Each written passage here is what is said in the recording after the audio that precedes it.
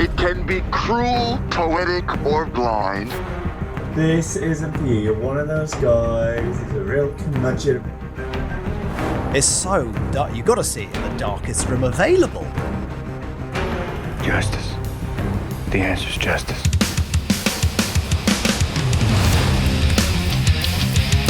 I am the most complete fighter in the world. Yippee-ki-yay, motherfucker. You can call it the art of fighting without fighting. Stick around. Some motherfuckers are always trying to ice skate uphill. Dodge this. Happy weekend, or whenever you happen to be listening to this. It's episode 8 of Dodge This, an action movie podcast. My name is Simon Fielder, and I'm coming to you live on a Sunday morning from surprisingly sunny Amsterdam. And I'm Matthew Highton, and it's also Sunday, and it's also sunny, but I am in London. Wow, it would be weird if it was a different day, but I suppose if we were recording it at midnight, it could be possible. We should do that just as a gimmick. I am already excited for two reasons. One, in the last couple of weeks, FaceTime started playing Naughty Boys with our recording situation, so we switched to Zoom, but it has introduced a way for us to both be superimposed in front of a fireplace, and now, as we're recording this in two different countries, on my screen it just looks like we're sat next to each other, and I couldn't love it more. I'm taking screen grabs and I'm posting them online. It is very satisfying. Very satisfying. It's really beautiful. Now, it feels like a long time since we recorded the last one, and that is because, it was almost exactly 2 weeks ago. We were right up to the wire on that one because we wanted it to be topical and we wanted to get it out right after it launched. That movie was Fistful of Vengeance, and 2 weeks later, I'm almost over it. I'm not too angry anymore. And an update for anyone who is also interested, the table that was on my balcony has not been found. It has been devoured by Storm Eunice. We think it's in the water. Yeah, final action films. It's going to turn up 7 years later for revenge. That's true. Yeah. Maybe it'll come back at the end to shoot the bad guy who's got his gun trained on me right at the end. So it's it's a strange time in the world. So let's ignore all of that and focus on some goddamn action movies. We've done it again. We wanted to make this one another super topical one, and we just about squeezed it in. We've got The Batman. Just came out in Europe, by which I mean mainland Europe. I got to see it I saw it on the day it came out. I can't remember the last time I did that for a movie. Oh, I do that all the time. And Matt, you saw it in the last day or so? I saw it also on the day it came out in the UK. So, but I didn't go for the midnight screening, which I was tempted. You went to see it at midnight? No, I was tempted to, but then, I did. Then you realised how long it was, and you were like, that is going to be really obnoxious when I come bowling out of there in the daylight. I would function so well watching a film at midnight. I'm very much a night creature. You have bad sleepings, don't you? That's the medical term, I believe, bad sleepings. Yeah. Outside of us both wanging to the cinema to see this as soon as it came out, what have you had a look at? Have you seen anything of note? Action or otherwise? I'm going to say not much action. Again, not much action, but I did watch Power of the Dog last night. Oh, okay. Heard very mixed things about it. It's very good, but it all relies on the ending. So you do go through it and then go, oh. So that was good. I've watched so much, and I can't recall any of it. Oh, that's absolutely fine. I finally I had a double cinema week this week, and I saw Old Spidey's No Way Home, which I suppose is an action film. We discussed this last time, how I for some reason don't think that Marvel films are action films, but even though they are largely action. And they are full of action. They have to previs all their action because there's so much action. That is true, yeah. And I quite enjoyed Spidey, I would say. I think possibly it has been a bit overrated. But I enjoyed it. This isn't for you. As a Spider-Man movie. This isn't for you. You're one of those guys who's a real curmudgeon about Marvel. And that's why I liked Batman so much, because it was so curmudgeonly. Yeah. Like, it's not for you, Simon, but it's great. Oh, boy. It is great. It's a very enjoyable way to spend a couple of hours, but it just, I thought, I don't know, something for me was just missing. It was, you know, it's called light-hearted. It's called your heart. Yeah, that's it. Way ahead of you there, your heart my friend. and your youth. That's what's missing. Oh God.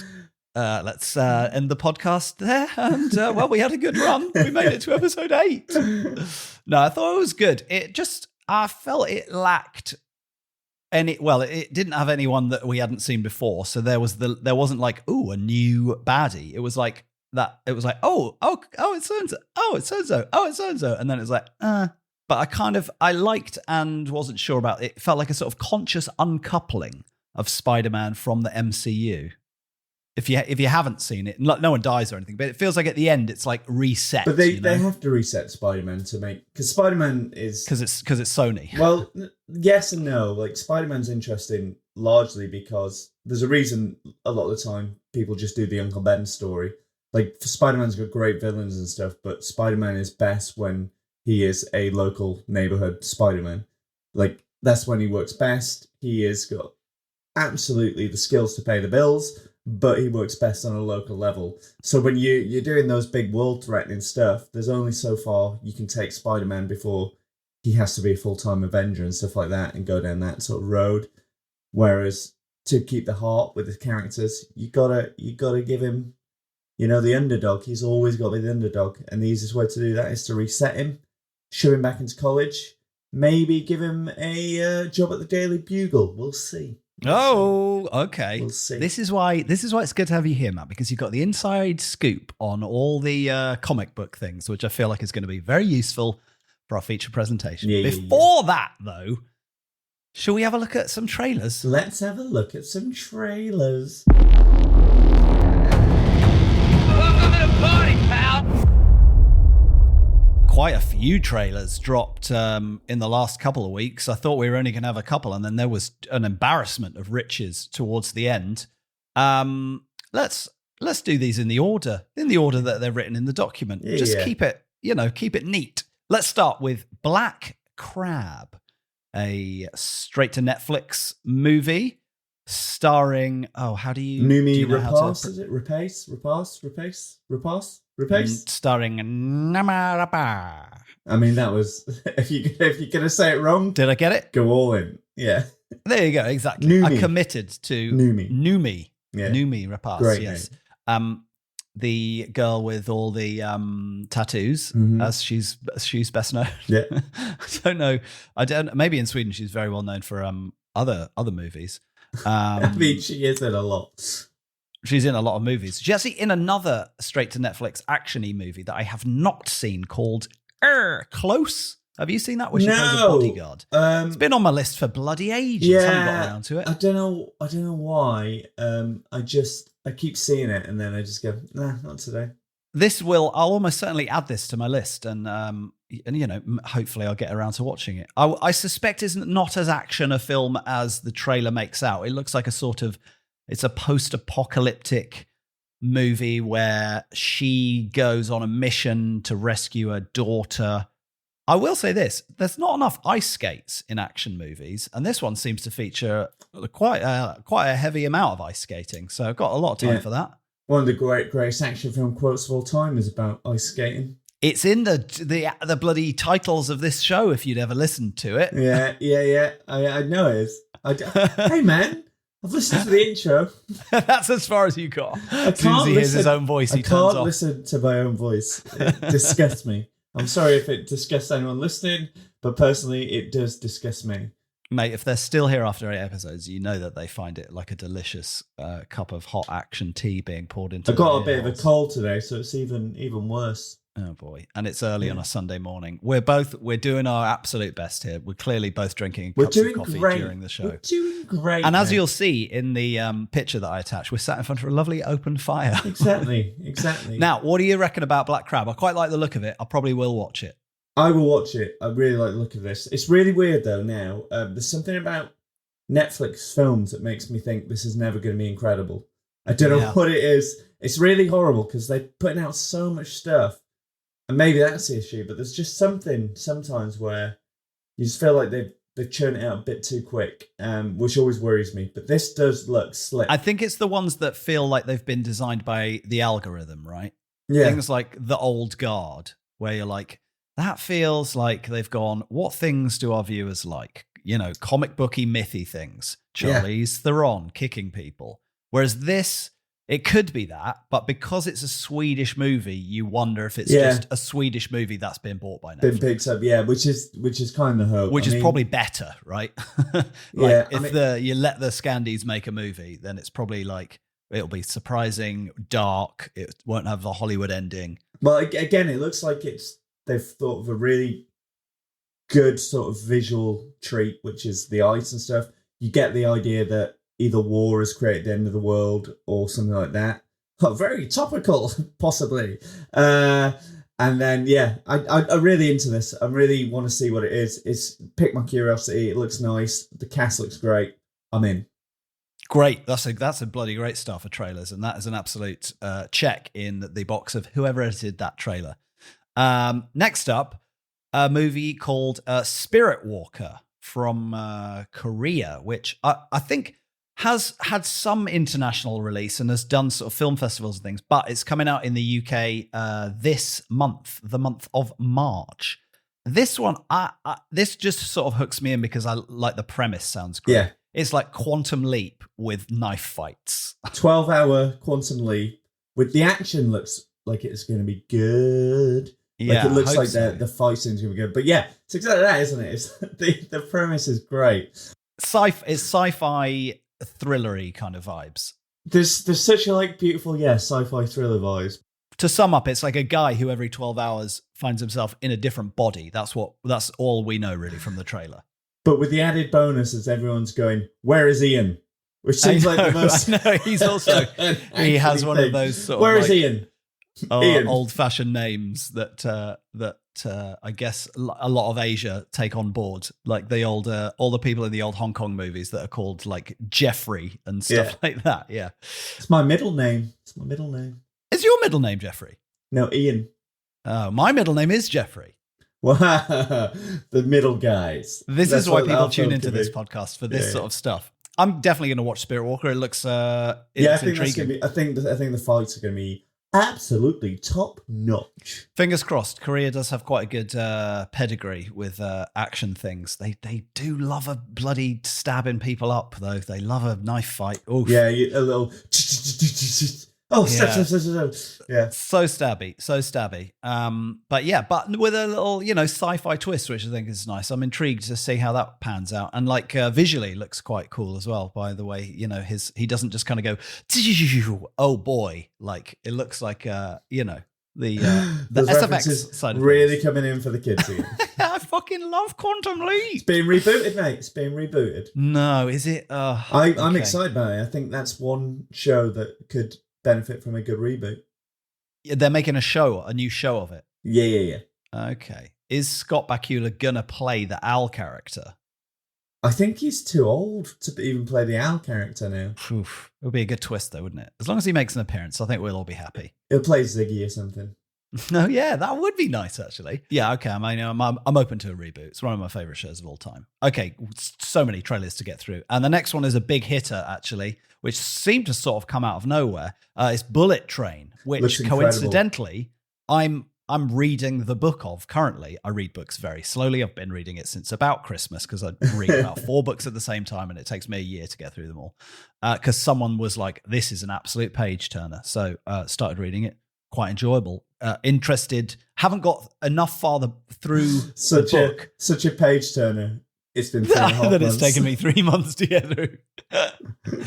I get distracted too easily. I can't focus on one book. Just it's a page turn. You just turn the pages very slowly. So you read slowly. the content great, but and it's on my Kindle. So every time I turn it over, I'm just looking at the back of the Kindle for a while, and then back. There's your problem. There's your problem. Nightmare. It's quite interesting though, and it's interesting that they've got old Bradley Pitts to play the main character, whose name eludes me currently. Even though I'm sort of reading it. I wonder if they'll give him a Japanese name, or they'll make all the character names sort of westernized, and he's called Ian, presumably, in this. Yeah, he is called Ron. He's called Dave Bullitt, and he is on a train. That's a good name, Dave Bullitt. You've read this book, right? No. You haven't read it? No. Oh, okay. I thought we had a conversation, and you were like, "Yeah, it's great." No. So look, the trailer looks great. Okay. But yeah, it does look great. I mean, it's basically John Wick meets Snowpiercer by the looks of it. Yes, good references, actually. I'm interested to know what the tone is going to be, because the book is Japanese and it's translated. I wonder, like, the book is it doesn't quite have that arch, kind of slightly tongue-in-cheek vibe. I haven't felt that. I'm going to say it looks like a cheeky film. It looks a cheeky film. Yeah, the trailer makes it look very cheeky. It looks like it's going to have a needle drop every 15 to 20 minutes for sure. But it does, I'm interested in seeing what they've done with it. I think it's going to be huge, this one. Yeah. That's my prediction. Yeah. Well, it's got Bradley in it. You can't avoid that. Okay, I feel I didn't think it was going to happen, but we have to just give a tiny little doff of the hat to somehow Bruce Willis has pumped out a sequel to one of the DTV movies he made last year, which we obviously haven't seen. Fortress: Sniper's Eye. I mean, it feels too soon to have a sequel to a film that I, not to be rude, don't think anyone's asked for a sequel for this film. I know. I haven't seen Fortress, but I don't think at the end of Fortress people are going, and what's next? What is happening now? But due to the nature of how these movies are made, it must have made enough money somehow for them to go, I think if we make another one, we can make some more money from it, which is baffling. I think when this comes out, we should do a double. A Fortress Watch both double. of them. Oh my God. And because honestly, it could be the best film ever. Yeah. I don't. There's a lot of rumors going around about Bruce Willis's health, which is we don't want to speculate on rumors. Yeah, I know, and fair play. If he's he's just making as much money as he can, then absolutely fine. This movie does not look any good. That's where I'll leave it. Someone jumps into Bruce Willis's body every 12 hours. Whoa, Ian. And then Ian Bullitt. They have 12 hours to make a film. Maybe that's what's happening. In fairness, I reckon he probably does spend about 12 hours on each of them. So it's a great deal for old Brucey. Fair play to the kid. I don't think we need to spend any more time on Fortress Sniper's Eye. Nah. Let's finish it off with an absolute icing on the cake. Another Bollywood crowd pleaser. Another extravaganza from the Indian subcontinent. This one is called Attack. That's all I've got. It pretty much sums up what it is. It just again, it looks like Universal Soldier. Yes. Like that, it seems to be a recurring action story. The recurring action stories: Universal Soldier, guy becomes super soldier.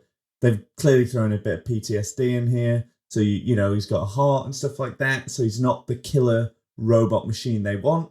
The other action stories that we've seen already today: someone doesn't have a memory. Find out why they're so good at fighting whilst discovering their past. That's a classic one. The other one is father or parent. We've had this as well with Numi. Won't go into the action, and the only thing they can get them into the action is their child. We got that one. We had that a couple of episodes ago in Writer's Odyssey, didn't we? They were the old kidnapped kid. This one is some sort of terrorist attack in India. Yeah. A guy loses his family, or is very motivated. They make him into a super soldier, and then it looks like really cool stuff happens. Yeah, it's good. It looks again like you don't need to know anything, but this is going to be bananas. And it's going to be Absolute sort of textbook Indian action entertainer. Yeah, it's going to be great. It's on the list. It's on that list keeps growing as well. The other thing that can make this film better, I think, now is if Bruce Willis cameoed toward the end. That's what I don't get is how he's only appearing in bad straight to video movies. Why if he does a day for $1 million, you could get him, somebody could get him in. I mean, maybe logistically, maybe it's just not working. It's too busy. Schedule's too busy. I'm surprised he hasn't popped up in like a Chinese movie. Frank Grillo has. Hey, there's time. It's only early 2022. Bruce has got 24 films out before summer, so don't worry. That's true, actually, yeah. We got a lot more to get through. All right, some great trailers there, actually. Finally, I think it feels like the year is kicking into gear. We're getting excited about stuff. Bullet Train is out next month, I think, right? April. Yeah, I'm going to be straight there. I'm going to be on the train to Bullet Train. Here he goes. Usually you'd have to wait for summer for this sort of thing, but I feel like nowadays they just spread out these sort of marquee events. The actual blockbusters this summer are huge because they've got like such a backlog from COVID. But I mean, you have some stuff that's going to, like if you look at what we're about to talk about, The Batman, you look at any cinema, these are the films that are keeping cinemas alive. So they're literally screening them every half an hour because that's the only thing that's bringing people in. You've got Multiverse coming out in May. You've got, is it Moon Knight this year? You've got Jurassic World Dominion coming out this year. So like they're going to clog up the cinemas. Yeah. So you got to find space to pop your bullet trains in, your original IPs, your sort of new things that aren't part of a cinematic universe. Well, the thing is, like, most people know now that these films that aren't major events, they're going to watch in 2 months in the comfort of their own home. So, like, yeah, it's a weird thing, but films like Marvel and DC films, they're what's keeping cinema alive. Like, as much as everyone's like, oh, this Hollywood not if you ask stuff. Martin Scorsese. Yeah, exactly. But it's what, it'll go out of style. Something else will come in style. We got a while yet, but it's what always happens. I've got Disney Plus for 1 month, so I'm hoping that Moon Knight is coming out in this month. Yeah, it will do in the cinema, maybe. Is it? I thought it was... No, it's months away. Ah, bugger. All right. Well, I'll have to watch that somehow anyway. It's only March, and arguably one of the biggest movies of the year has just dropped this week. Shall I activate the button? Yeah, go for it. Now because we're next to each other, yeah. You can see. This should be a video podcast, just us on the Zoom background. I think that would be amazing. It's so low tech. It's great. Okay, I'm pressing the button that is attached to the fireplace. And now, our feature presentation. Dodge this. Yeah, it's the feature presentation, and this episode, we gone big time. It's only just popped up in the cinemas, and we thought, let's get on it. But with that in mind, last time we did this so that we could be very topical, it was a film that wasn't very good. This time, it's a film that some people might argue is not strictly an action film, but I'll allow it because it's bloody Batman, brackets, the. There's no brackets, but it's just... Oh, sorry. It's just Batman, comma, space, the. Yeah. It's a gritty reboot of a gritty reboot of a gritty reboot. It really is, isn't it? It's like a pirate copy. Like they've copied it so many times that it's really, the screen is so dark and everything looks a bit sort of like grimy and pixelated.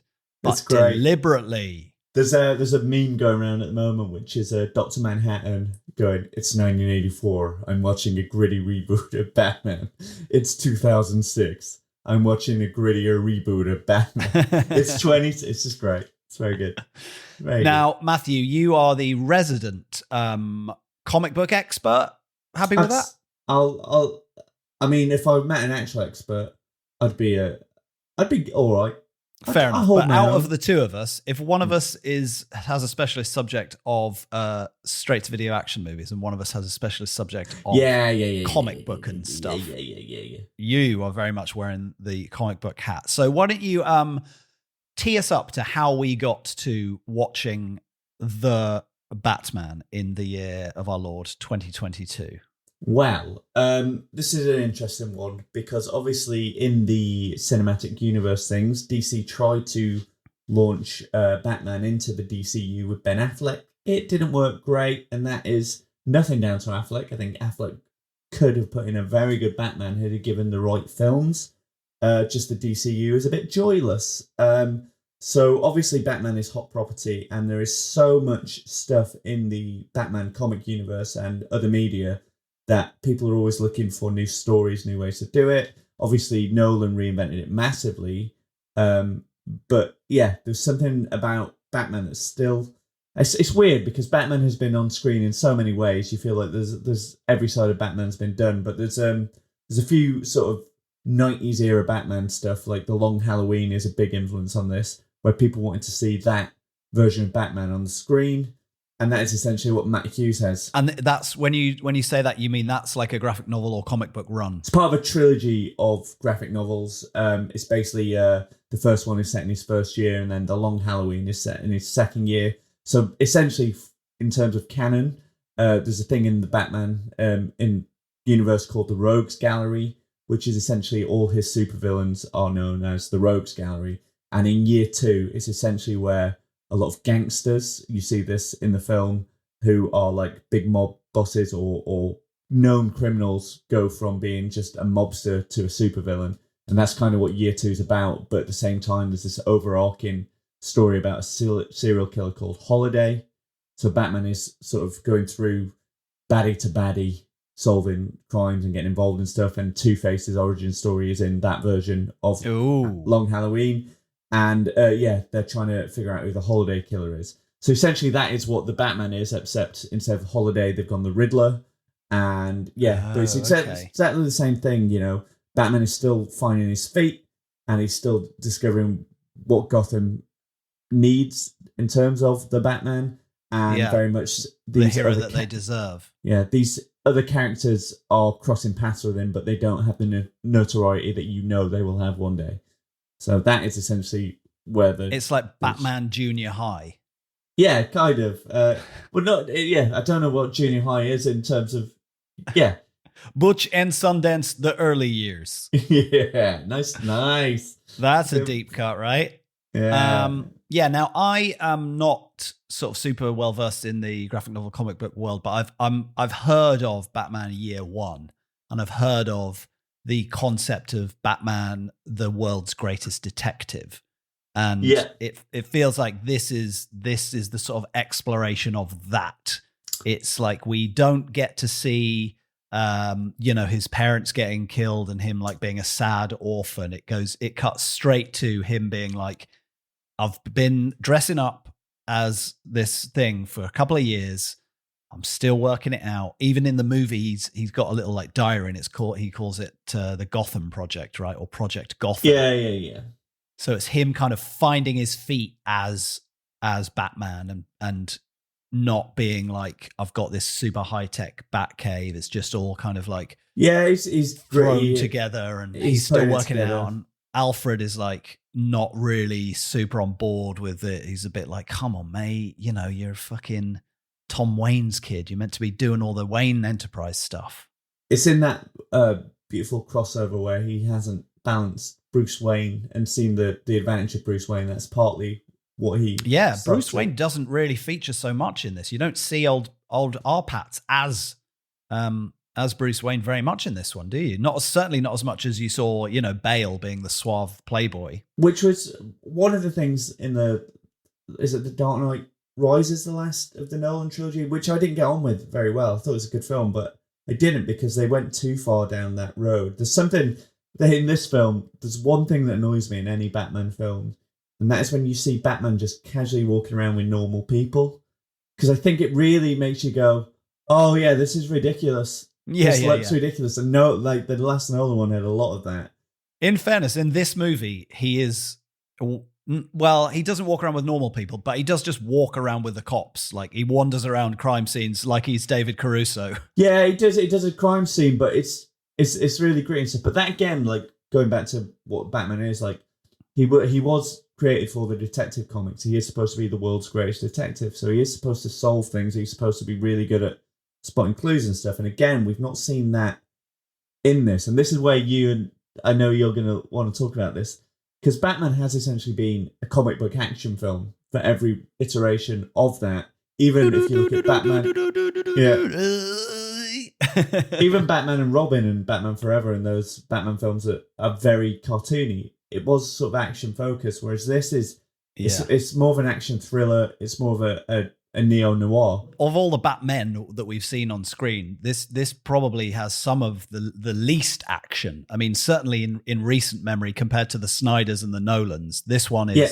It's a 3-hour movie, and most of it is spent, doing the detecting. But this is the thing. It is long. It's very long. Even though it flies by, it is long. And I wonder if that is just the balance, because there is a lot of action in this film. There's a lot of action. It's one of the best car chases I've seen in years in this film.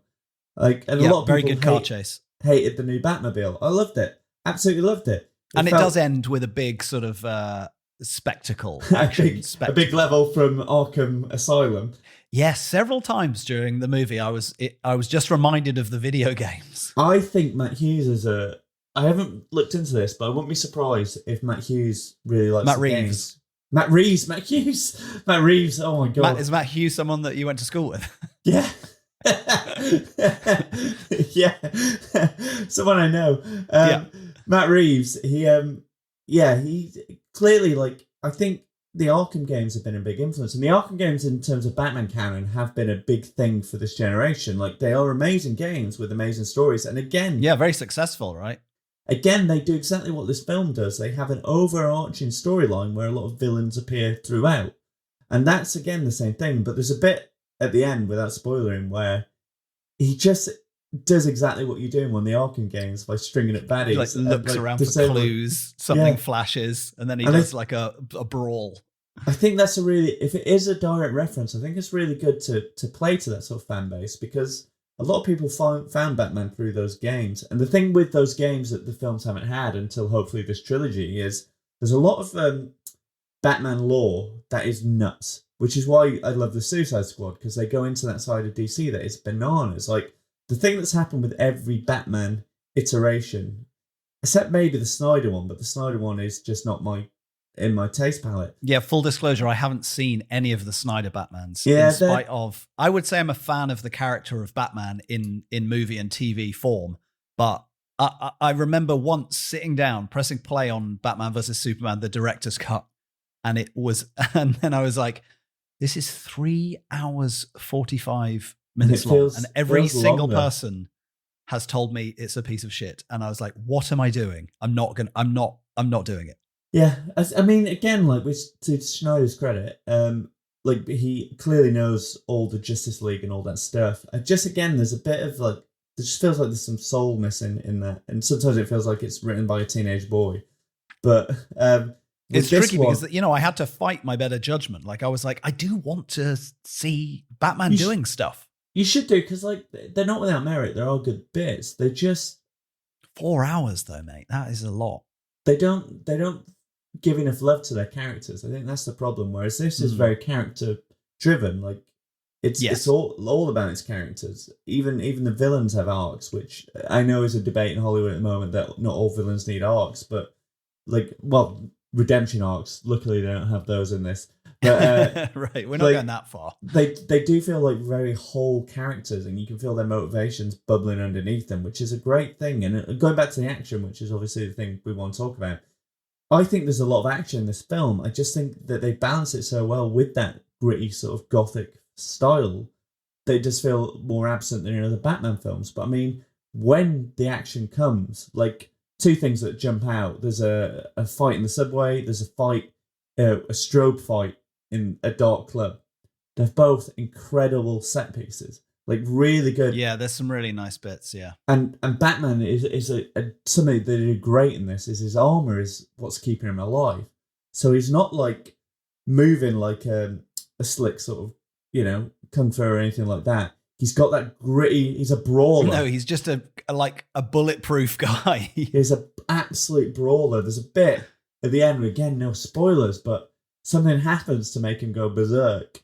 You know what I'm talking about? I think so, yeah. Yeah, and he is just you feel like the anger bubbling underneath him and stuff like that. And it's the just, introductory scene that is in the trailer, the bit where he sort of says, you know, I guess in all the previous movies, you know, someone goes like, "Who are you?" And he goes, "I'm Batman." And in this one, he goes, "I'm vengeance," and then smacks the shit out of people, like in a kind of like, oh God, that's actually quite brutal sort of way. I really want to see an iteration of it where he's new to being Batman, so he keeps slipping up. He goes like, "Who are you?" "I'm Bruce Batman." That's what I want to see. So can we do that again? Or he just has a business card. That would have been the Christian Bale version where he's like, "I used 15 points." Oh, that's a nice typeface. See that? That's Bat Black. Like just the crossover of that actor's other movies. As if, Patrick Bateman is the Bruce Wayne ego version of that Batman. I think that would be fun. Already I'm wondering if I can make that video. Okay, you're welcome. I think there are it's interesting to see in this one them sort of approach his character as, and I think they sort of explicitly say it at times during the movie, but they're almost like two sides of a coin, you know, like the baddies are bad, but like Batman is like, he is good, but also he's kind of like a rogue vigilante who's sort of just beats a lot of people up and like ostensibly is doing good work, but it's like he's living in that sort of gray area. And the only thing really stopping him from sort of being a baddie is that he insists on not killing anyone. Yeah, I mean, this is in all comic book lore, there's always the turn, isn't there, where a hero doing good, the public turn on them because of escalation. And that's like a given trope in most comics, and it's a very given trope in Batman, because Batman lore gets really interesting in the comics in terms of when they do start going into the wider world and you get the Justice League and stuff. Batman's always been the guy who is like, I will do what the others can't, even though he doesn't kill. That's his thing. Like, he's in the Justice League, he has a contingency plan for every hero in case they go rogue, and that's like Batman's great. So and it obviously that doesn't go well at points, but I mean that's been his thing. But interestingly, with this film, and something they touch on quite heavily, you are feeling like, because there is a sway in the way society is now. There is it's a hard pill to swallow that the guy who thinks he is the one who can do what other people can't do. So that idea that the way he takes the law into his own hands is right and just comes a lot from his privilege. Like, because he is this guy who is inherited a lot of money, so he can afford to be the Batman. So that is a very interesting now sort of part of the Batman lore, where this 1%er who's doing no good in terms of certain parts of the public eye and all this corruption happening because of money and stuff is then going out beating people up, where there is the argument which comes through this, it came through the Nolan films, it's come through the comic books, is what could Bruce Wayne be doing for the public with all this privilege and this wealth? And I think it's a harder pill to swallow now, because we are seeing a sort of turn against philanthropists where we're going, hey man, just because you got money doesn't give you the right to do this. And that's a really interesting argument in the Batman films. Yeah, and it's sort of hinted at a little bit in that, like, his dad was running for mayor or whatever, and in all previous incarnations, you know, he's this sort of hero figure, and then this is the first one where they kind of kick a little bit of dirt on the mantle of like Thomas Wayne, the hero of Gotham. You know, there's no spoilers, but like you know, the Riddler's thing is to like get rid of all the corruption in the city, and they sort of hint that maybe the Waynes weren't as like squeaky clean as everyone thinks. But this again is the argument, isn't it? Which is the beautiful side of this sort of film, which is like, what gives you the right to do this? Why is your way better than this way? And yeah, it's a really thing, because he is like a fringe, you know, nut job. So like, it's a really good argument. But the thing with Batman, and the thing that's supposed to be Batman, is he's uncorruptible. But you can't corrupt Batman. He always falls back to the line, like no matter what, no matter how easy it'd been.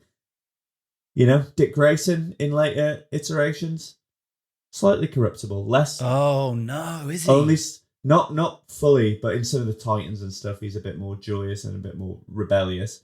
Certainly, Jason Todd is completely corruptible because who's Jason Todd? He is the second Robin. So okay, interesting. Dick Grayson quits and becomes Nightwing, and then Jason Todd is oh my God. basically a street rat. We haven't even had the Joseph Gordon-Levitt spin-off movie yet. Yeah, exactly. But yeah, Jason Todd becomes a vigilante called Red Hood after Joker kills him. He's resurrected in Ra's al Ghul's pit. Oh my God. Yeah. But yeah, I mean, that's something. And then you've got, who is the... See, this is why I knew you'd be great on the Batman. Even though it's technically not an action film, we can go It's an deep. action film, but it's definitely an action thriller. Like, it definitely isn't. Yeah, I think it's because of the runtime. It doesn't feel like it's chock full of action. It's not like Nolan. Like, Nolan is. I think The Dark Knight is one of the best examples of how to do one a Batman film and one a superhero film, because Nolan does something that is very done in horror, actually, which is you give almost a short film at the beginning of your film that sets out what your film is going to be. And in The Dark Knight, they have that beautiful set piece with the Joker's men robbing the bank and then killing each other as they go. Spoilers if you've not seen that in the last 10 years. You should watch that film. It's quite good. It's quite good. But you know exactly what the tone of this is going to be from now on. It's going to be like anarchy and sort of not the done way and stuff. And this, it always wanted to be that sort of gothic noir. Like, it always wanted to be that Batman that was in the shadows. I don't think there's any... Daylight scenes. There's like sunrise scenes, but I don't think there's a couple of like magic hour kind of... Yeah, if it is in the day, it's in the mansion. Yeah, it's true. It's so dark. He needs to open some curtains. He's got it. It's tonally dark, but it's also like... I was watching it, in a pitch black cinema thinking, if you try and watch this on your HDR TV in the day, the screen's just going to be blank. You're not going to be able to see anything. It's so dark. You got to see it in the darkest room available. Respect the source material and watch it at night. That is what I say. Yes, that's true, actually, 100%. But it is very like grungy, and I feel like grungy is the actual right term, because there's fucking like the Nirvana soundtrack through it. So choice. He's like the Kurt Cobain Batman, basically. He's got like the smeared eyeliner, the sort of like emo fringe. And I think Matt Reeves has like said that how much he loves Nirvana and Something in the Way. Actually, it's Matt Hughes. I know him. Matt Reeves, who you went to school with. Yeah. It is like, it just has a very different vibe going in, and I think it's easy to see the influence of like Fincher's sort of serial killer movies on like the vibe and the kind of oppressiveness and the look, like the sort of Seven and Zodiac, and it is like serial killer detective movie, right? It is exactly that, and again, that's what The Long Halloween is. But again, they've gone with IP that people know without needing to know all that heavy stuff. But I mean, they're setting up for this talk of a trilogy, which is interesting because they clearly love a certain side of DC. So if they're going to keep this tone, like in terms of Batman's own lore, like what's the escalation? Where do you go from here? Because you very much set what you want to go out and do. But I think, can you have another 3-hour detective film at that pace? Like, I don't know. I think you've got to do something different, which is interesting. I'm not saying you've got to like suddenly go in full throttle or anything, but I don't know if you can do like 3 movies of that completely sort of noirish voiceover. It is. Yeah, we haven't said the word noir yet, and it is like I've said it many a times. If you go back today, this very podcast, I have my noir filter on. I just don't hear it. Yeah, but it is like, it may as well be like a fucking Humphrey Bogart voiceover, right? It is that ilk of detective movie. It's like Blade Runner, the way that they use noir tropes. But again, if you look at some of the comics, that's how Batman works, because you. Like in any written medium, you can get those inner monologues, which, they do say show don't tell. There is a trope about voiceover being lazy, but when it works, it really works. I think it really works for this. And it will be nice to see, like, if they do a trilogy, when you see Robert Pattinson's Batman for the first time in this film, what is the last version of him you're going to see? Like, how much are they going to try and break him and stuff? And, Yeah. you know, the obvious way is always to go down the Joker route, but there's so many villains that haven't been seen. Well, on I screen. had this thought as well, because I was like, okay, it's a new Batman, but we all, you know, someone like me who is like not steeped in the sort of comic book lore. I mean, I know the Riddler.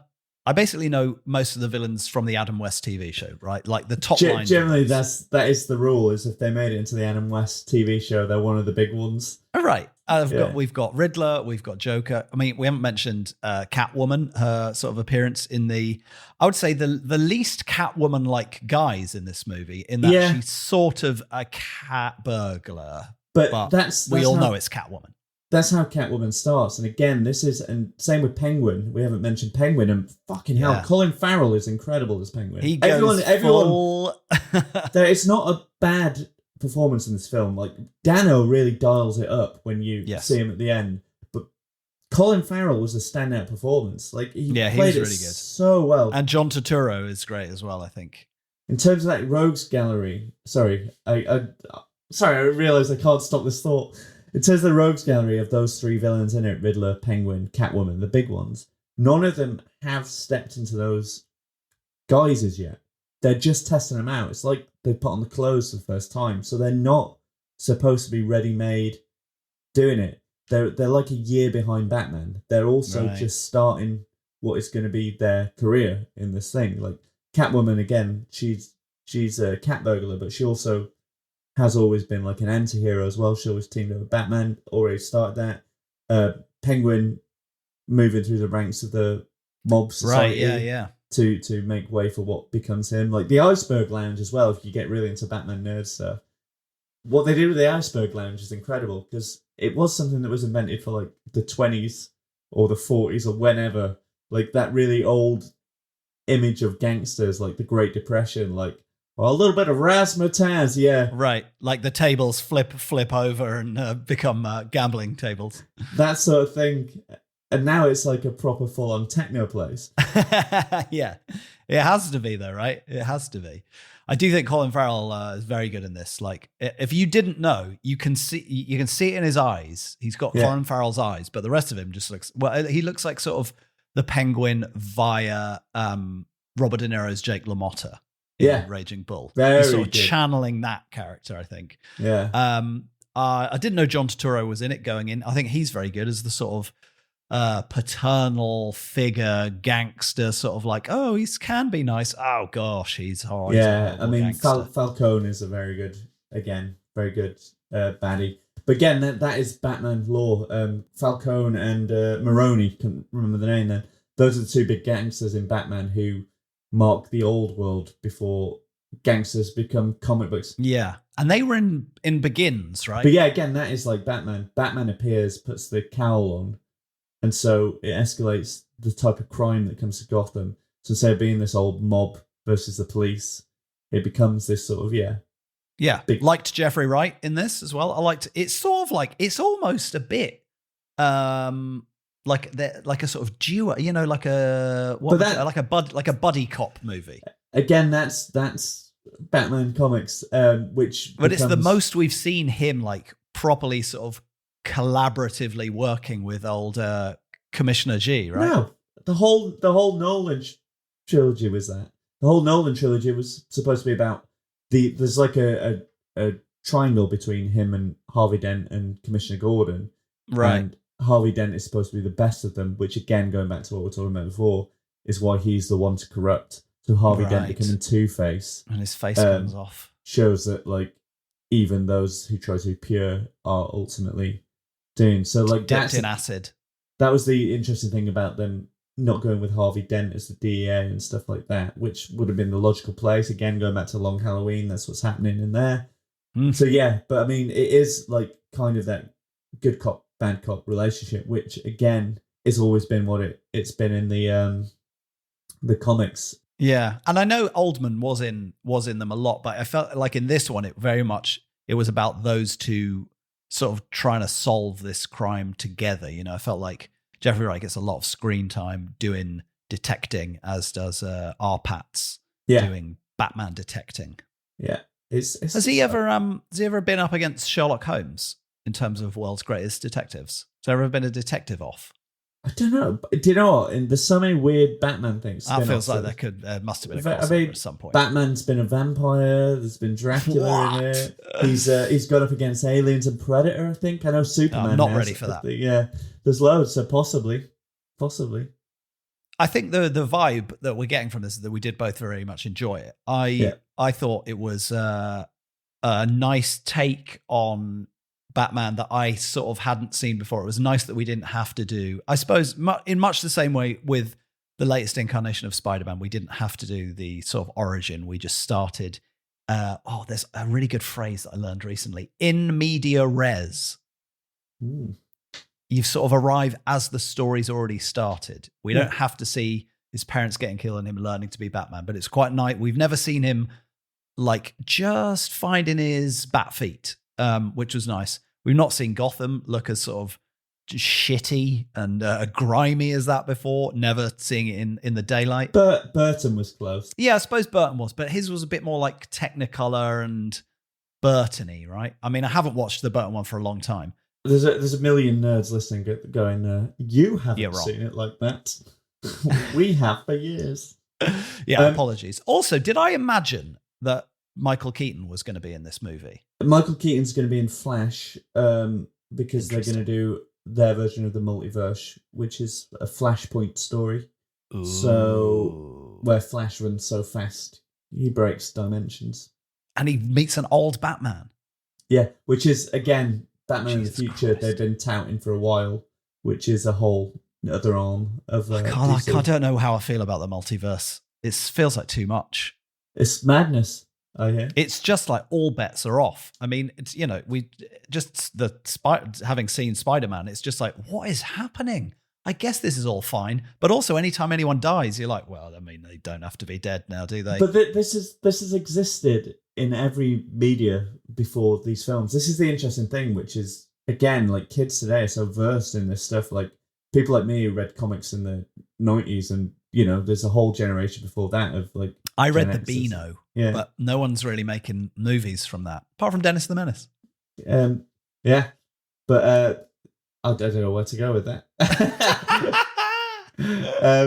But again, like it is sort of people have grown up with this in the comics. They've always known this exists. Now it's interesting to see that there are kids who started the MCU and they're adults now. They were tiny kids when they started Iron Man, and now they're adults.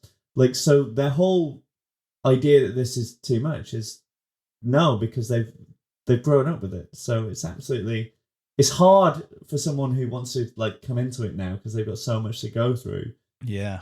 But yeah, I mean, it's very much earned. There's just a point. But they've grown up with it, then we've double grown up with it. Because like I watched the Adam West Batman when I was a kid on Saturday mornings or whatever, Yeah. This is like the 4th Batman in my lifetime. It's interesting though, because Batman does something faster than maybe the MCU and the DCU does, which the comics have always done. Eventually everything gets too messy. Like your canon breaks down and you always reset back to where those heroes came from. Spider-Man's story will always go back to Uncle Ben. Batman will always go back to Crime Alley losing his parents. Superman will always go back to he came to Earth, was raised by the right people. This is the weird thing. Like, there's got to be a point where this has to end, because otherwise you get into the really weirder sort of stuff. But whilst they're doing it well, it's going to carry on. Yeah, and I'm excited to see. I mean, it seemed like the vibe is this is successful. Like, yeah. I don't know how box office numbers are, but like certainly the reviews have been almost uniformly positive. I liked it, and as we know, I'm a superhero curmudgeon. Apparently, I've just been christened that this episode. You liked it, and you're a fucking little nerdling with the indie comic books, nerding out about it. Wow! So if both of us can enjoy it, another generation to me, but right there. But I think there's enough for everyone. Like, it seems to have, it scratches the itch of I like Batman on a, superficial level, and you like Batman with extra layers. But if both of us have enjoyed this, then that's got to be a good sign. Yeah, right? It's a good film. And yeah, it's you're going to see more of our Pat's Batman. And in 10 years, when society changes, you're going to see a version of Batman. Batman is James Bond for nerds. Yeah, that's a great thing, actually. Yeah, he is. It is. This movie is more reflective of like the world now than the first Nolan movie, I suppose.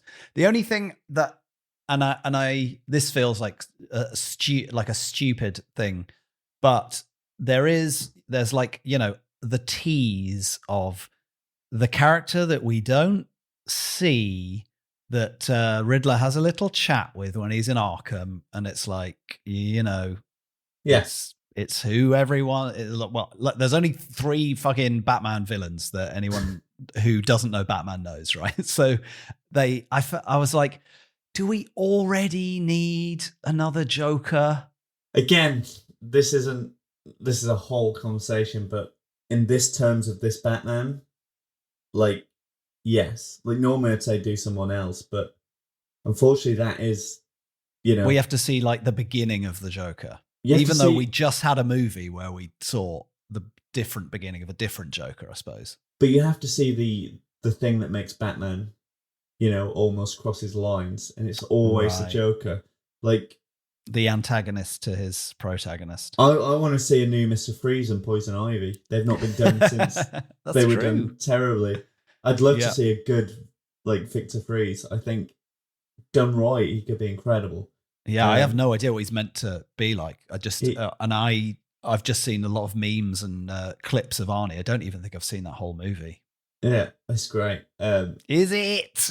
It's so like I got to make you into an icicle. Is that his catchphrase? It's some of the best ones are "What killed the dinosaurs? The Ice Age." Very nice. Generally, and the best one, my favorite, is "You won't send me to the cooler." Consider that a divorce from a frozen water. I haven't seen it. Let off some freeze, Bennett. That is good. Still haven't seen it. Yeah. Oh, boys! I'm back!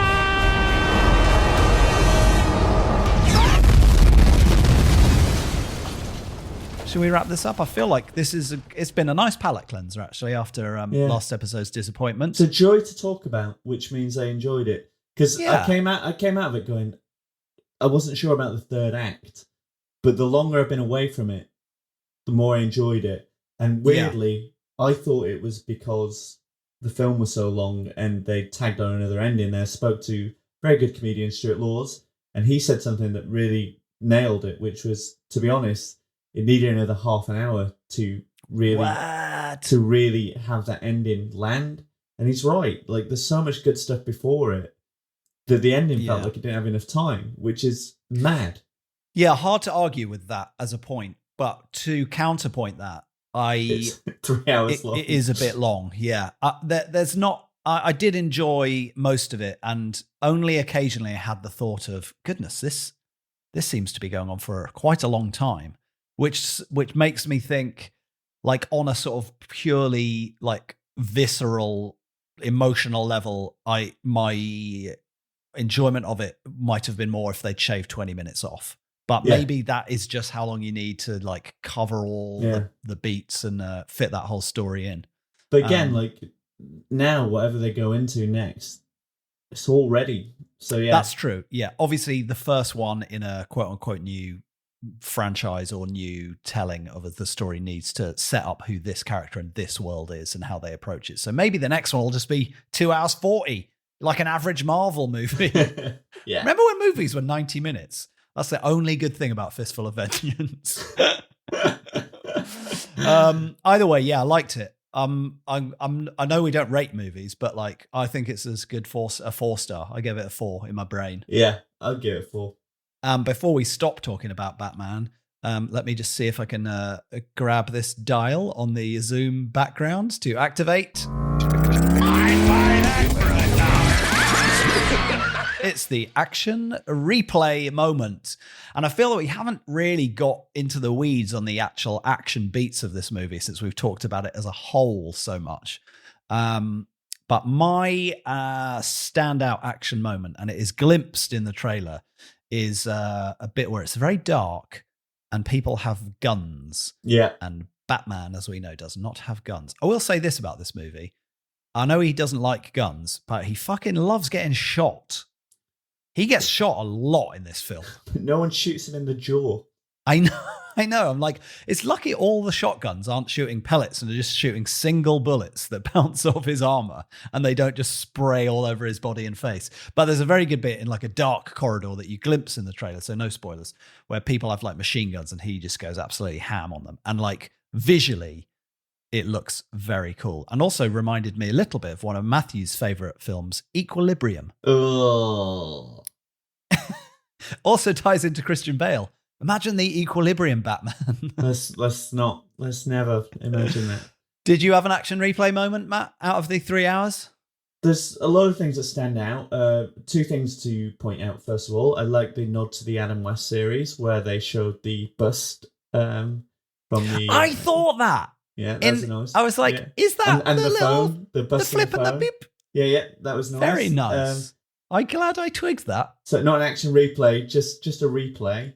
The car Love it. chase scene is beautiful. I flagged that, but I've already talked about that. So I'm going to say, and again, I'm trying to keep it spoiler free, there is a bit where Batman escapes from a building, and that whole sequence is great. Yeah, I'm struggling to remember that part, actually. I think it's because it's not in the trailer, and all the other sort of action highlights are not spoiled, but like every time, when the car chase happens, you're like, oh, this is the bit from the trailer where this bit happens. Or like when he's in the subway with the guys who look like they're out of the movie The Warriors, you're like, oh, this is the bit where he does the thing that I've already seen. He jumps off a building and... Oh, yes. That bit is actually very cool and not in the trailer. So yes, I did enjoy that. And that felt like a very sort of like, that's like a modern thing, isn't it? From popular culture that they've wound in there. Loved it. All right. The only thing that remains, Matthew, is... Oh, is the question. Yes!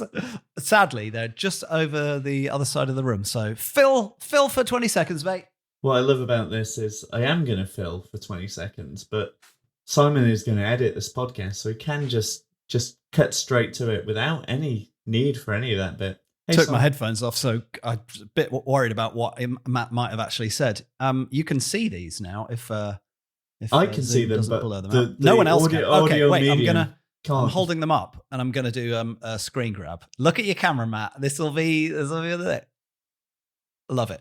Okay, it's action movie trivia. These are made by Games Room, by the way. If anyone from Games Room's listening wants to get in touch for some sweet sponsorship bucks. Okay, this is an absolute piece of piss. This one, mate. I just grabbed the first one. In Air Force One, a terrorist from which country hijacks the president's plane? Actually, not a piece of piss.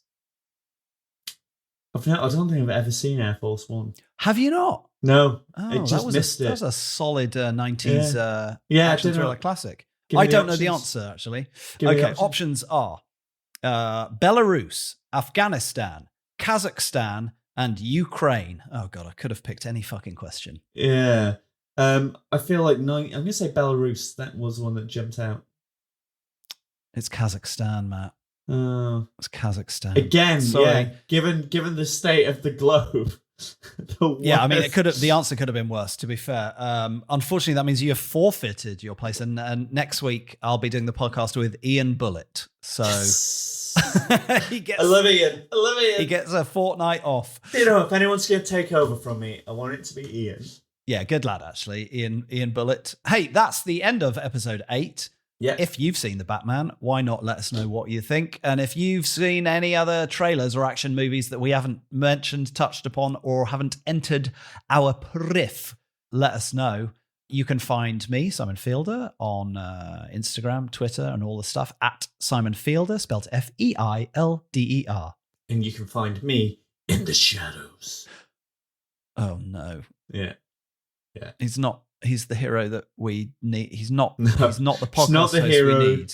He's not the hero you need or deserve. He's Neither. He's about 9th or 10th on the list. He's just a tired man on a Sunday morning. He's doing his absolute bloody best. You're gonna fade out now, aren't you? This will be the point where I fade out, where we just sort of witter into the abyss. Yeah.